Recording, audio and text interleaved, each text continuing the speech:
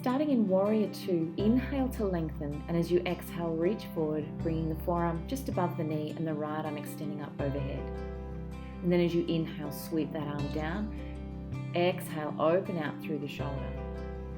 Inhale to sweep, exhale, opening out. Inhale to sweep, moving with your breath. This time exhale, moving back through Warrior Two, and then reverse your warrior. Coming back through Warrior Two, straighten the leg. Turn on the feet, opening out Warrior Two on the other side. Inhale to length, and exhale to reach forward, bringing that forearm above the knee and the opposite arm up towards the sky. Inhale, then sweeping that arm down. Exhale, lift and open through the shoulder. Inhale to sweep, exhale to open.